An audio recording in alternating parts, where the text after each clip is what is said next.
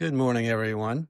I am podcasting today from Hong Kong, and we've spent a week over here going to Japan and Singapore and Hong Kong for some meetings and observing the various activities in the world of HR and leadership and technology and politics.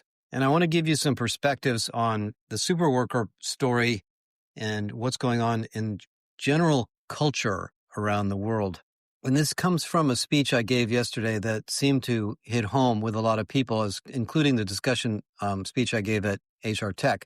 We are in a weird period of time where everything in our lives is changing at the same time. And let me explain what I mean by that. Usually the way the world works is changes take place in stages, and there are a few things that happen at once. Right now, I feel like we're going through an earthquake.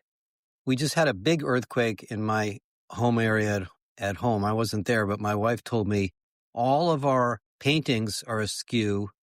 Our kitchen cabinets were open when she woke up. The gas was turned off, and the entire house was topsy-turvy.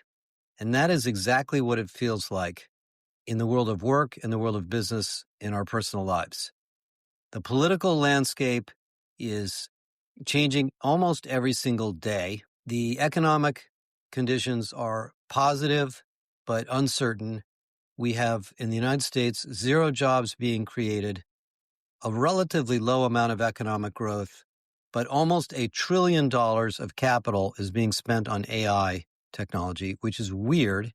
When I did the numbers, and I look at them every day, and they're getting worse or bigger, the capital investment in AI is close to $1 trillion, which is 4% of the GDP of the United States.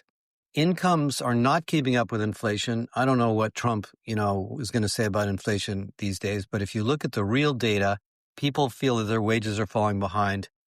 The younger population, at least where I live, and certainly from the data I see, feels increasingly alienated about their careers because at least white-collar careers are somewhat stagnant, and we're not even sure what college is worth anymore or whether college is of value. And of course, we have the American administration attacking colleges for being biased. Then we have national security issues all over the world with 2 very difficult wars, at least 2, going on, depending on where you live and how you feel about that. There's that. And then there's the cultural issues of what do we admire? Who do we admire? Who do we believe will show us the future? Just to give you some examples. Do you love Elon Musk and the technology bros? Do you admire Microsoft? Do you admire Donald Trump? Do you admire Mark Cuban? Do you admire the Google leaders? Do you admire Mark Zuckerberg? Do you admire the financial leaders, Jamie Dimon? For people like me that spend most of our lives in the business world, a lot of our patterning of what we do and our values comes from the people we admire. Do you admire John Mackey, the founder of Whole Foods? Do you admire Costco? Do you admire Target? Do you admire Delta Airlines? I admire all of these companies and all of these people, and I meet people, senior people that I admire every day virtually. But I think for the average person who doesn't have the exposure that I do, it's pretty hard to tell who are the cultural leaders that we follow. And, it doesn't matter if you're left or right. We all have different ones at the moment. So that's changing. Then we have the workforce that's changing. We are not having children. We're not getting married.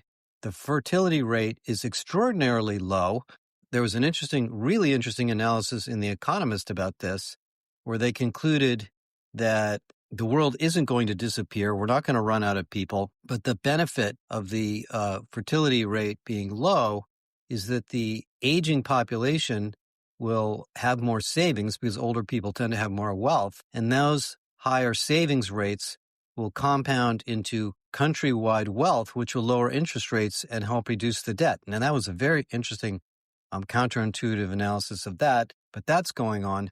And then there's the question of gender and what gender are you, and are you allowed or should you change your gender? Should you challenge your gender? I'm not going to get into the politics of this, but I live in Oakland, California, where there are a lot of transgender people and there's a lot of open-minded thinking to this topic. So there's that. I mean, this just goes on and on and on. And I think what's happening for individuals and working people in general is this sense of a lack of stability in all of these things. And I think the earthquake is a good example of it, because if you've ever been through an earthquake, and, I've been through a lot of them, all of a sudden, in an instant, everything around you is unstable.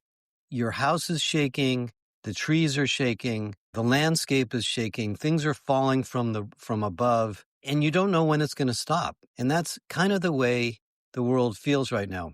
And by the way, let's add to that AI. And, AI vendors talking about superintelligence, selling chips to China and the Middle East, and the swarms of drones running by superintelligence, the use of AI at work, the disruption of our jobs and our personal experiences. So we got this sort of big uncertainty issue going on in the workforce. So let me contrast that to us. For those of you in HR and business people, the counter to this is having clarity.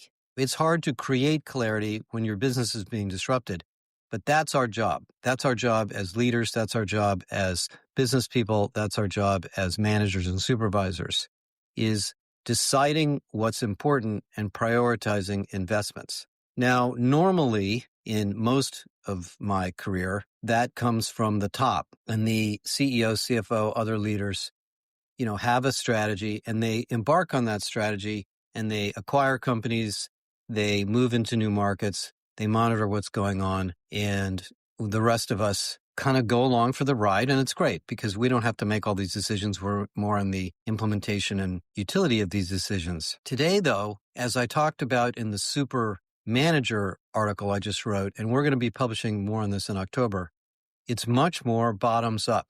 And so I think the defining change that's taken place in our work, in our businesses, is this empowerment of frontline or individuals. Now, we're in mid to late October, we're going to publish a big study on what we call the Supermanager. And the thesis that we're promoting based on the research we're doing, and we certainly want to debate this with all of you, is that AI is not going to eliminate managers or management at all, but it is going to force managers to be much more creative and experimental and empowering and educational and supportive than before. And there are going to be a breed of managers that are going to thrive in the world of AI, and there's going to be a breed of managers that are going to become irrelevant. And if you, as a business, don't facilitate the Supermanager skills, your entire business is going to fall behind because things are changing so fast. Now, normally, as I said, when things change fast, you wait for the strategy to come down from on top. In the case of AI, it's coming from the bottom. In other words, you can do a business reengineering project at the C level, and you can decide all sorts of big things about what you want to do. But most of the changes going on in the business community, in the business climate, are at the individual and team level. How is a salesperson doing their job? How's a marketing person doing their job? How's an engineer doing their job? How's a customer service person doing their job? How's a flight attendant doing their job? How's a retail worker doing their job, etc.? And because AI is such a democratizing and approachable technology, and what I mean by that is that when you use AI, you talk to it. You don't have to program it. You don't have to hire an engineer. You don't have to have the IT people involved. You just use it. We all are experiencing opportunities to use it either on our phones, or on our computers, or pretty soon on our glasses, to answer questions, solve problems, learn things, get access to data, analyze things, generate content, etc., in ways that are very unique to us. If you want to build a video, if you want to write an article, if you want to listen to a podcast, if you want to answer your emails, if you want to do a performance appraisal, if you want to create a development plan, if you want to staff a meeting and decide how to operate the meeting, there's AI for all of that. There's either small vendors that provide things, or you can just ask the Copilot or Galileo to help you, and it'll help you with all of those things and much, much more. And as you use the AI, it becomes more knowledgeable about you as a person. My AI talks to me by name. And we're actually building digital twins in our company where I can actually reach out to somebody in our company who's asleep on the other side of the world, and I can ask them a question, and their digital twin will answer me based on the information and knowledge that that person has. So this is not only a technology that can be implemented from the top down. I think 80% of the transformations that are going to happen are going to be from the bottom up. So we're in a situation now where, given and despite the uncertainties we have generally in our lives, we are all going to be reinventing our lives, our jobs, our roles, and our business processes as individuals. Now, I meet a lot of people out there, and I talk to a lot of, mid-level people. And what I see in their eyes is this sense of, I wouldn't say it's fear, but trepidation. Like, oh my God, you can do this, you can do that. Well, what if I, don't know how to do it? Or is somebody going to teach me how to do it? Or maybe let me go try that because I want to learn how to do it myself. So there's this interesting situation. It does really remind me of the birth of the IBM PC in 1981, when all of a sudden we all got our own little computers, and we never had a computer before. All we had was a dumb terminal. So we've all got these AI tools, and we're all being asked to, kind of come up with good ways to improve our personal productivity and growth. And so in the middle of that is management. And the point of the Supermanager research is to show you that when you have a management philosophy and culture and tools to facilitate this personal reengineering that goes on, you bend the curve of the company up towards productivity. Now, in the report that we're launching and in the article I published on LinkedIn, you will see a chart of curves. And it's a very interesting chart because it'll really clarify what's going on here. The rate of change of technology is almost a vertical line. I mean, not quite, but it's happening extraordinarily fast. Try to keep up on all the things going on in AI. You can't. I mean, I try to do it for a living and I'm barely keeping up. But the rate of change of your company is very slow because people have jobs and roles and responsibilities and bosses and systems and things that are just already there. And so what a super manager does is it bends the curve up. A super manager takes calculated risks, prioritizes new ideas, shares innovations with each other, honors individuals who have creative approaches, and comes to management and says, I'm running this store or this operation or this marketing team or whatever. We're going to do this that we discovered is an innovation, and we want to tell you guys about it because we want you to support us, and we think other people in the company should know about it. And this bottoms-up democratization, empowered way of driving change is a very, very important part of success going forward. Companies that are good at this, and the one that sort of exemplifies it to me, by the way, there's a lot of companies that are good at this. MasterCard, Unilever is beginning to operate this way. Bayer's trying to operate this way. I mean, a lot of companies are trying to do this. It's much harder than it looks because there's a lot of cultural barriers.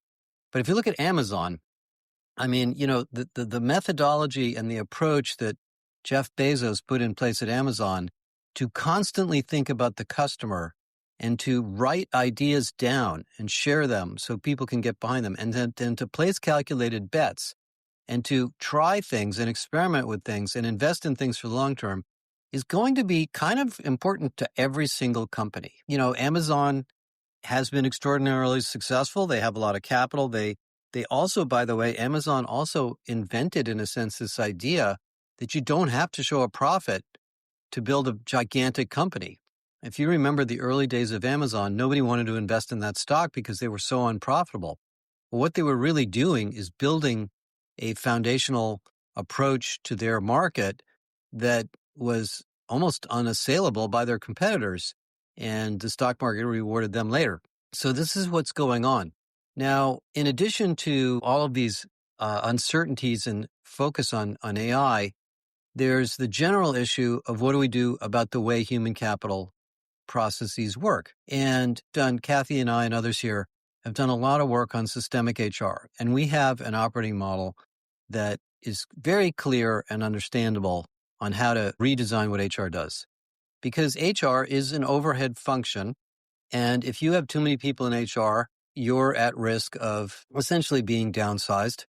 So we need to do this to ourselves just as much as we need to help the rest of the company do it for their operations. And what we're learning and going to be doing in systemic HR is we're building an agentic view of systemic HR. It's not done yet. I would say we'll probably get it done in the next month or two. And what it is it's a way of looking at the HR function systemically and figuring out where and how to apply AI agents to these functions as a whole, not as individual. And the problem I'm beginning to sense in AI is there's so many point solutions, little agents for this, little agents for that.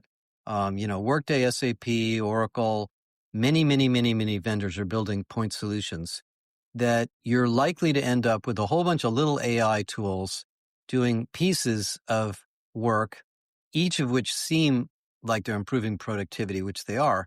But as a whole, they're not working together.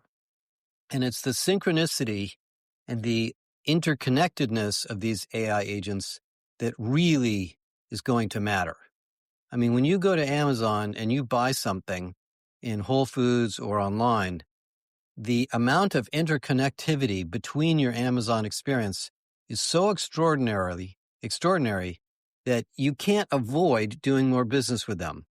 This is why Netflix works so well. This is why YouTube works so well. This is why your customer experience at Delta Airlines works so well. Your customer experience at American Express, your customer experience at Disney, because these companies have spent a lot of time over many years thinking about the integrated customer experience. And that's really kind of our job in HR. It's not to optimize a bunch of little things. Of course, we have to do that. But we also want to optimize the whole. So we're going to share with you our view of the agentic framework, I don't know what to call it yet, for systemic HR. Because otherwise, what's going to happen is you're going to be sort of forced to downsize very sporadically. And I'm not saying that isn't a bad thing to do. It might be necessary, but it's better to do it with a vision of where you're trying to go. And we're going to run by this a bunch of CHROs before we do it, so you'll get a pretty good validated view of this. Final thing today, as I get ready for the rest of the Asia trip, is Galileo. So yesterday, we did a 2-hour training program for a bunch of our clients here. I don't know, it was about 100 people. And we took them through the details of how to use Galileo for a whole bunch of use cases, for recruitment, for selection, for reorganizing the HR team, for a variety of vendor things and so forth. We did the same thing at the HR Tech Conference in Vegas last week. And this thing is unbelievable. And I'm not just pitching it to get you to buy it. I want you to understand it. Because Galileo is so integrated in its content and has so much HR, human capital management related content, including external data from the labor market, salary data, skills data, regulatory compliance data, et cetera. It is getting smarter by the minute. Now, I was telling Bill, it's really weird to me, and I don't exactly know why this is happening, but Galileo is becoming wise. It's developing a sense of wisdom. And I don't know why this is, but I think it's because it's getting a lot of usage in the same domain. And I think what AI does through the inference engine and the neural nets and the algorithms under the covers is because the data set is similar and the interconnectivity between the questions and the tokens that we're asking is so related because we're in one domain, the domain of management and leadership in HR. The system develops more intelligent solutions to your questions. And what we're learning and we're really trying to teach you guys how to do is to not use it as a search engine. Get in a dialogue with it. Give it a very complex scenario. Describe in words orally. Talk to it. Tell it what you're trying to do. Let it coach you. Because the more open-minded your questions are, the more insightful it appears to be. So if you haven't tried Galileo, you really should. And it's not very expensive. We're keeping the price as low as possible. And so, I'm more and more convinced every day that AI is going to be, our friend and assistant in our daily lives. And as we show it to you guys, we're seeing people's eyes light up. Because in reality, if you as an individual or a team don't use these tools and learn how to use them, you're not going to be able to help your company transform. You're going to be waiting for somebody else to come up with a project or a strategy, or maybe you're going to buy some vendor thing that's barely built, and you're just going to be stuck with it. And that's not the way this technology works. This is a democratizing technology. Okay, a lot of ideas here, but I want to give you where my head's at and get this off my chest today. And I will send you some more information later this week or over the weekend on some of the other things going on over here in Asia. Bye for now.